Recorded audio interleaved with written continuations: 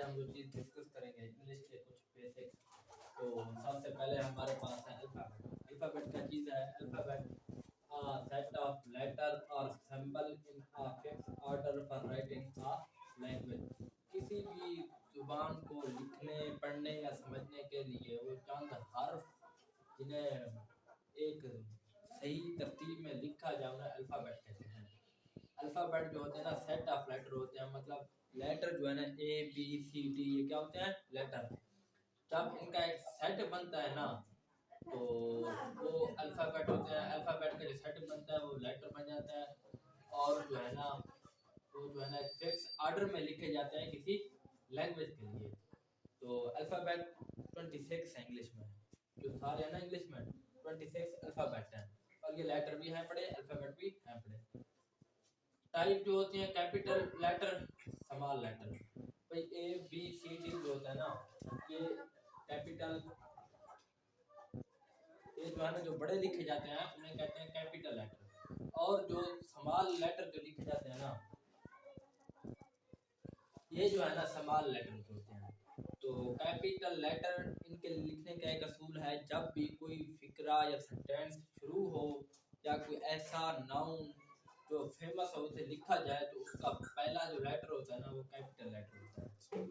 जैसे पाकिस्तान है ना एक कंट्री का नाम है तो उसका पी हमेशा बड़ा आएगा, बाकी सारे छोटे स्मॉल लेटर। जैसे कोई नाम है अली तो उसका पहला हर्फ बड़ा आएगा। या कोई सेंटेंस हो the book, the book on table, तो यहाँ जो है सेंटेंस है, सेंटेंस जो एंड होता है वो कोमा पे एंड होता है, सिंपल सेंटेंस। और उसका पहला जो लफ्ज होता है पूरे सेंटेंस का वो कैपिटल होता है, ठीक है। और बाकी जो लेटर होते हैं वो सारे सवाल होते हैं। अब लेटर्स की कुछ मजीद भी टाइप्स हैं अकॉर्डिंग टू साउंड। भाई वो आवाज़ किस तरह की देते हैं लेटर, जो इसकी दो किस्म के, एक होते हैं बावल, दूसरे होते हैं कॉन्सोनेंट। इनको याद रखने का सबसे आसान जो तरीका है आप सिर्फ बावल याद रख लें।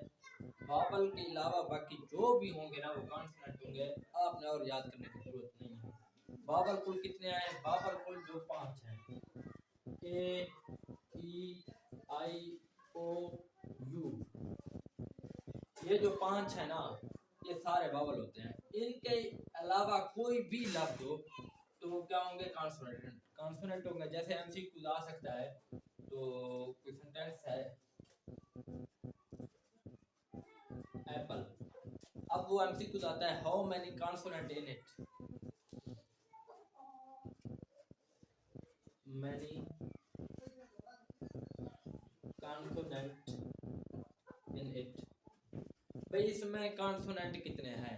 सबसे पहले आपने आपको क्या पता कॉन्सोनेंट कौन से हैं? आपने देखना है जितने भी जो वॉवल्स है ना 5 हैं वो इसमें कितने हैं एप्पल में ना, तो इसमें जो है ना वावल कितने हैं? जो वावल है आप अलग कर लें, उसके अलावा जो भी हो वो सब कॉन्सोनेंट हो जाएंगे। तो ऐसे ना ए ई आई ओ यू, या ए भी है और ई भी है, ये तीनों ये दोनों आप निकाल दें, भी वावल तो निकल गए।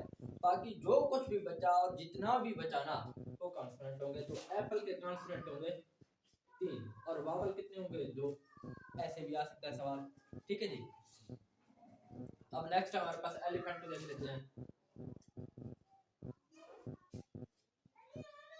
अब क्वेश्चन है इसमें जो है ना वावल कितने और कॉन्सोनेंट कितने हैं, सवाल आ सकता है एमसीक्यू में।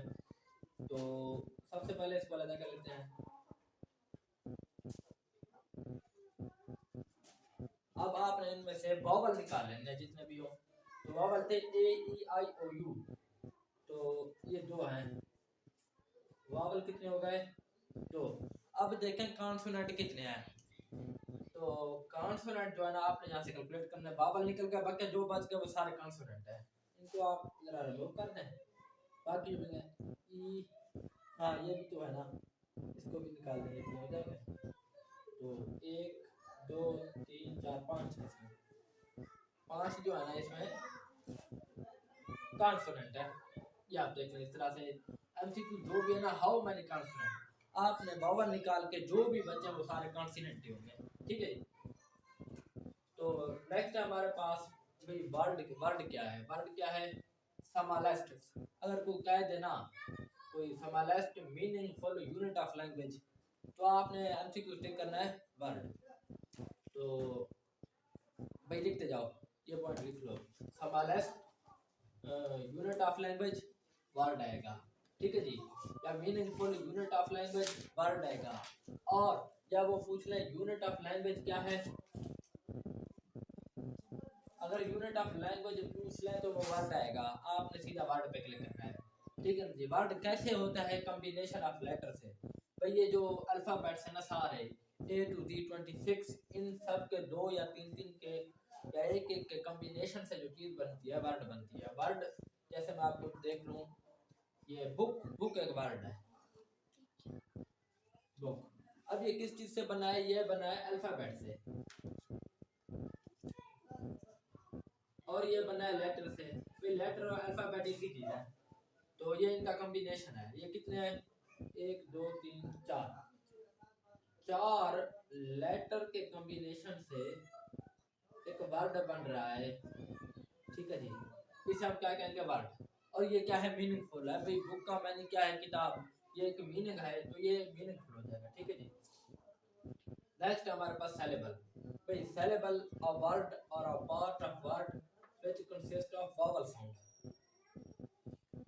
एक लफ्ज या लफ्ज का कोई टुकड़ा जो vowel A E I O U की साउंड दे ना, उसे हम कहेंगे सेलेबल, ठीक है जी।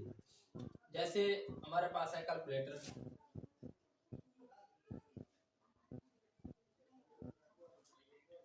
अब हम जो है ना आसानी कह सकते हैं कैलकुलेटर, मगर बच्चे को जो शुरू में होती है उसे पढ़ने में होती है मुश्किल।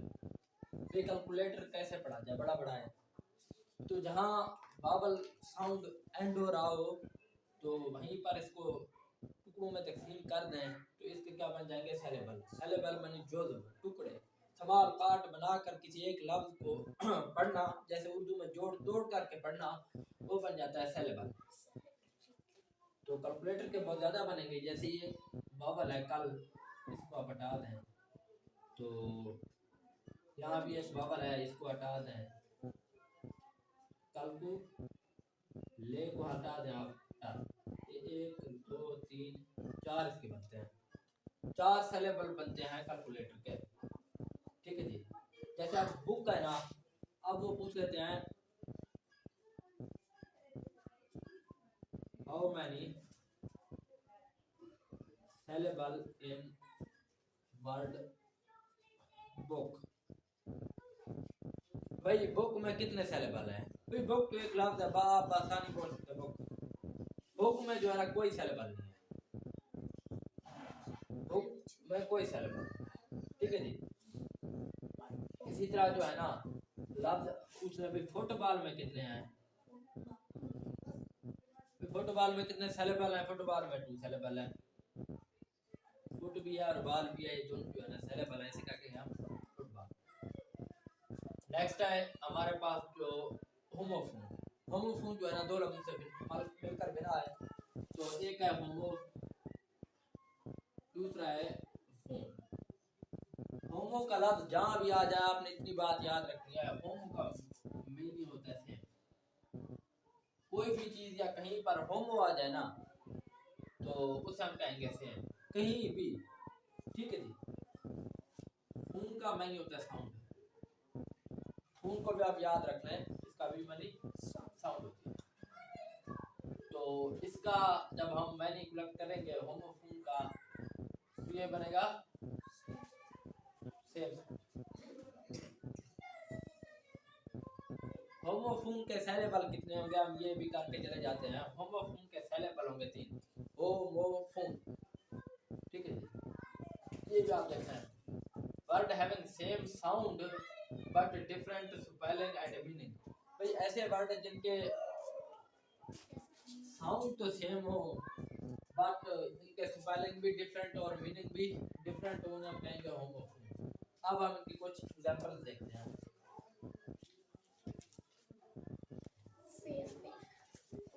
ये एग्जांपल है कुछ, बाकी आपने खुद देखना और कंसेप्ट याद रखना है। अल्टर अल्टर भाई अल्टर का मैंने है कुर्बान का, जहाँ ए आ गया ना कुर्बान का, और अल्टर का मैंने है तब्दील करना, चेंज करना, मॉडिफाई करना। तो आप देख लें इनका अल्टर और अल्टर की साउंड जो है ना सेम है, बट स्पेलिंग भी डिफरेंट है और मीनिंग भी डिफरेंट है, मगर साउंड सेम है। जैसे है बीट और दूसरा बीट, इस बीट का मैंने मारना, अब इसके और इस बीट का मैंने चुकंदर खाने वाला।